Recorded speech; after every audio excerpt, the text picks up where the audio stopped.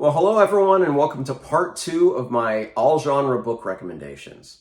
If you missed part 1, I'll put a link in the description below because you're going to get 5 different genres in that video than you get in this video.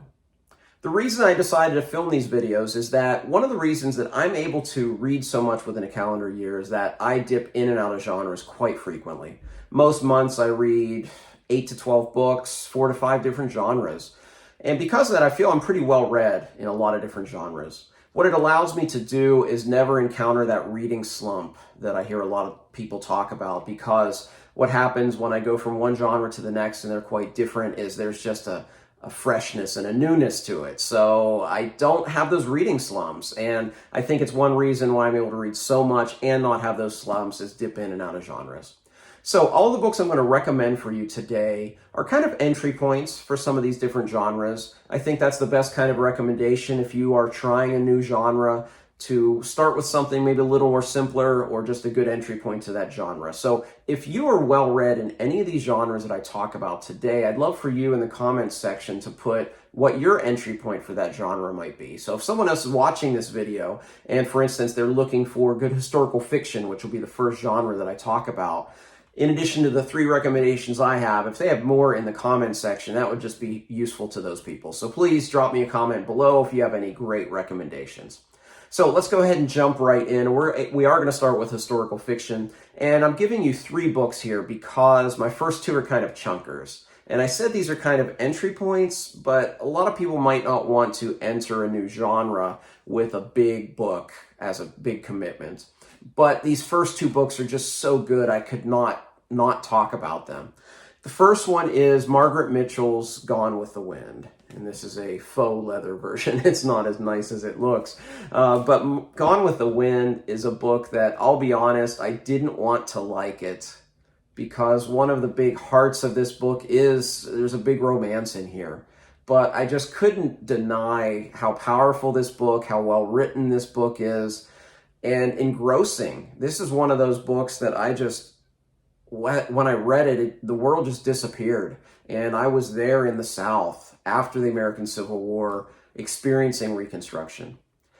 What I feel that historical fiction, when it's done very well, it both entertains and informs. And I did learn a lot about the Reconstruction era, at least from the South's perspective, in this book. It's a really fantastic read. It is a big book, and it's kind of small font here as well.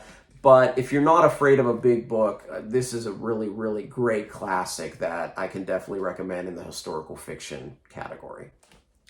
Up next, another chunker. If for some reason I could only recommend one book the rest of my life, that book would be Pillars of the Earth by Ken Follett. This is a big one. This is 900 pages or so. But I will tell you that when I got about 150 pages from the end of this book, I was feeling melancholy. I was sad. I was getting depressed, not because the story was doing it to me, but because I was almost out of book. And I wasn't going to be reading the book much longer. This book is fantastic. First of all, Follett cut his feet as a thriller writer. And you can kind of see that because this 900-page story is well plotted and well paced, and it never drags, and it just keeps going through. It's set in the 13th century England, and one of the neat things about this is it takes place over several decades, and it follows several characters in this fictitious town of Kingsbridge, and deals with essentially a builder named Tom who is building a grand cathedral in Kingsbridge. But it has to do with the monks and the church and the nobles and all of those kinds of issues that you would get at that time. This would be also, if you're a fantasy reader, you will feel at home at this in this medieval setting. And that's one thing I should mention before I talk about my 3rd recommendation in this genre, is that for historical fiction, for me, a lot of times, the era is most important.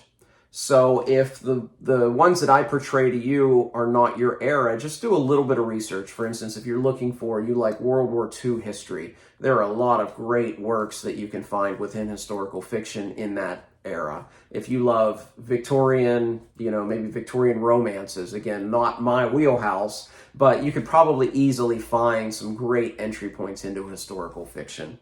But just to wrap up, Ken Follett, Pillars of the Earth, If there's one book I feel is most universally praised of the people that I've talked to about this book, it's this one. At a very minimum, people say they appreciate it, or they call it one of their best books they've ever read, which is what I call it. So since I gave you two chunkers, I wanted to give you a smaller book to recommend.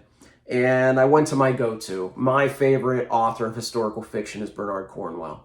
Cornwell's written in a lot of different eras. So if you are interested in something different than this one, he's written over 40 books. You can go to his website and you can see all the different eras. His style of historical fiction is kind of action-adventure, but that doesn't mean he isn't great at plotting and character and all of those sorts of things. But this book is historical fiction with a twist. This is The Winter King, a novel of Arthur. In this book, what Cornwell set out to do was take the King Arthur legend and take his historical fiction background and write a what-if scenario. What would the real Arthur have been like to give rise to all these legends, as well as Guinevere and Merlin and Lancelot and all of that? And what he came up with is one of the most inventive series I've read, because this is the first of a trilogy. But again, you could read this by yourself if you wish. But what he does with the characters is so incredible. I mean, Lancelot alone is worth just to see his take on it. It's all very plausible. It's interesting how he writes away from the magic that we, the sword and the stone and Merlin and all of that, how he explains those sorts of things in real world, realistic terms. Cornwell's written over 40 books. He has a book series called Sharp, the Sharp series, which is set in the Napoleonic era, which is over 20 books. He has a 13-book Saxon Tales, which became the show The Last Kingdom. But of all of those, Cornwell himself says this is his greatest work. And I love The Winter King. So if you want historical fiction of a different kind, I highly recommend The Winter King by Bernard Cornwell. All right, next I want to go into mysteries and thrillers. And you see those usually in bookstores as one section, but I'm going to separate those into two genres. A mystery can be a thrill ride, or it can be slower paced.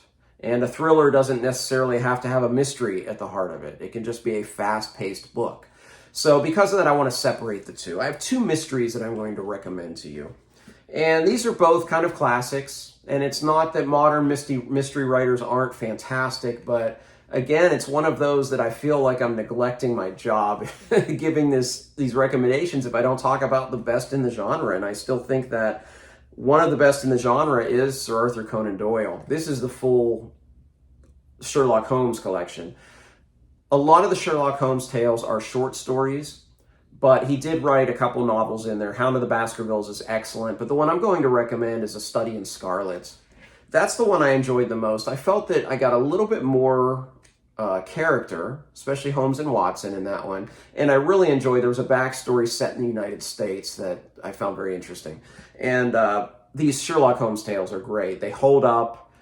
You often don't see it coming. It's not like, you can often read some earlier mysteries and kind of, because you know the tropes, kind of see where things come. But so many of these, I found myself still surprised at the conclusion. And then I would think back and say, well, he left all the clues for me. I'm just not a astute enough reader to catch it, which hundreds of thousands of readers have said throughout the years of reading Arthur Conan Doyle. But I think A Study in Scarlet is a great entry point into the mystery series. Another entry point into mystery is, of course, Agatha Christie. And then There Are None is the one that I would recommend. But with her, she is one of those really consistent authors. I read a lot of these in high school, and I recommend this one because this is the one I've reread most recently. And it has to do with 10 people, and then there are 9. They're all strangers, then there are 8. And you have to try to figure out who the murderer is. And there were so many times, even though I had read it a few decades earlier, where, it's this person, and then that person ended up dead next. Well, I guess I was wrong there. She's the queen of mystery for a reason. Her Hercule Poirot mysteries are fantastic, as well as just about everything. I don't think I've read everything by her, but I have read a lot to know that there's a reason why she's considered the queen of mystery writing. So, and then There Were None. Agatha Christie's a great mystery to pick up. All right, on to thrillers. Now, this first one had a great movie adaptation, but if you haven't seen that movie adaptation, read this book because, of course, it's better, but I think the movie kind of ruins what is really great about this book, and that's Gone Girl by Gillian Flynn. Now, this is another one where I admit I am very skeptical of the It book because I've read far too many New York Times bestsellers that I felt were not worthy of the praise they were getting. And I just started to think that maybe a lot of these are just simply the result of the big four publishing houses' marketing teams. So I'm very skeptical when I see everybody talking about a book, whether it's going to be good or not. Well, Gone Girl deserves everything that they talked about with this. First of all, it was a bestseller, but it was highly influential. We've had hundreds of imitators after this book trying to use the one plot convention that I won't talk about for major spoiler reasons. And nobody has done it quite as well as Gillian Flynn did in that book. Easily one of the top 3 plot turns I've ever read in a book. And it's really great. If you have seen the movie, I don't know if Gone Girl is worth it reading it because you'll know, one of the things that makes this book great. But if you haven't seen that movie, pick up Gone Girl. It is a true thrill ride of a book that will surprise you, and you'll hopefully enjoy it as much as I did. So 2 more recommendations in the thriller category. First of all, I wanted to do a subgenre recommendation of a crime thriller. So of course I had to go to my go-to, and that's Michael Connelly. So my recommendation for Connelly is The Poet. This is my favorite Connelly book. It's below the scene, but I have all the Connollys down here, over 35 books. And I'll tell you that I say 2 things about Michael Connelly's writing all the time. I say, 1, he's the most consistently good author I've ever read, and 2, he can't write a bad book. I'll tell you, if you go to the bookstore and you go to pick up The Poet and it's not there, pick up anything by Connelly, and I can almost guarantee it's going to be great. He's written a lot of crime fiction from different perspectives. He has Harry Bosch Mysteries, which is an LAPD detective. He has some Lincoln Lawyer novels, which are more legal thrillers. And then he has these books like The Poet that follow a journalist. And The Poet is a journalist trying to catch a serial killer. And it showcases everything that Connelly just does as well as anybody. Superior plotting and pacing, and just a great tale from beginning to end. Michael Connelly's The Poet. Highly recommend that for a crime thriller. For sci-fi thriller, I love science fiction thrillers. I'm going to recommend Pines by Blake Crouch. Although this is the first of a trilogy, you could just read this one by itself. This has to do with a Secret Service agent who is investigating the disappearance of some other agents in this small town in Idaho. And it's not what it seems. What I was most impressed with this book is how well Crouch painted atmosphere of this small town. And it does keep you guessing. And if you can guess the 3rd act, you're a much more astute reader than me, because I thought it came out of left field, but it was entirely plausible, entirely interesting, and took the book and the future sequels into a very different direction than I had anticipated. But very fast-paced, very quick read. I mean, this is not a big book. You can put this down in probably a few hours, but if you want a really good sci-fi thriller, Blake Crouch, Pines, highly recommend that one. All right, next category I want to talk about is magical realism. Now, this doesn't seem like a genre in and of itself, but when I was doing some research to try to figure out what 10 genres I wanted to talk about most, it seems that the people that count bestsellers say that magical realism as a subgenre is one of the best sellers right now. So there are a lot of books in this area. Well, I have to go to Stephen King first. This is another one that has a great film adaptation, but the book's better, and that's The Green Mile. Magical realism is done so well in here. If you really don't know what magical realism, it's basically a tale that's set in our world, but there's a touch of the fantastical. There's something in there that is magical, that is not quite real. And this story of an inmate who has some special skills is so fantastic. It showcases a lot of things King does very, very well. And this was written, it was published in very small doses. It was serialized. So this is one that's a pretty easy read for someone maybe dipping their toe into Stephen King for the first time as well, because you can read it in segments that have kind of closed off sections at the end. But I think even if you've seen the movie, this is worth your time reading, because I thought the movie was very well cast. So I don't think it's a detraction to read this book and to picture those great actors in the roles from Green Mile. So my other recommendation for magical realism is a book that I love, and I don't know anybody else that's read it. In real life, BookTube, I've never seen anybody talk about Forever by Pete Hamill, and I adore this book. Forever is the story of a 16th or 17th century Irishman who is granted the gift of immortality, but to be immortal, he has to live on the island of Manhattan. So what we get in this book is essentially the story of this Irishman and New York City growing up around him. And it is so fascinating. Pete Hamill is a big historian on New York City, so he knows what he's talking about, but the narrative is very, very tight. What's interesting for me in my experience with this book is the year that I read it, I only gave it a 4 out of 5. And I read it early in the year, but when I got to the end of the year, and I used to do a write-up of my top 10 books before I had a BookTube channel, it made my top 10. And I would guess if I go back to that top 10 when I read this, it's probably a top 3 from that year. It's something that has just really stuck into my head, and I just really love this book and think about it quite a bit. So Forever by Pete Hamill, highly recommend that for something in our world with a little bit of magic. Okay, my last category is short stories. I think short stories are always a great change up, especially if you're like me, you like to read the big chunkers, the epic fantasy, historical fiction. It's nice, like right now, I'm reading a short story collection by Isaac Asimov. It's great to just change up some things and to read some short stories. So I have 2 collections to talk about. The first is perhaps one of, if not the greatest short story writer ever, and that's Raymond Carver. And I have this collection that I read years ago called Where I'm Calling From. What's most remarkable for me is how much these stories have stuck with me through the years. For someone that reads a lot, to spend 20 minutes on a story versus 3 months with Wheel of Time, or, 2 weeks with Lord of the Rings, those kinds of stories are going to stick with me a lot more than a short story that lasts 20 or 30 minutes of my time. But these ones have stuck with me, and I think it's just because Carver is so good at it. The one thing that struck me initially when I was reading this is how easily he develops character. I marvel at authors that can do that, because you probably have as well. You've read novels where you didn't feel like you knew any of the characters. And he's able to, in these very short stories, paint characters that are very vivid.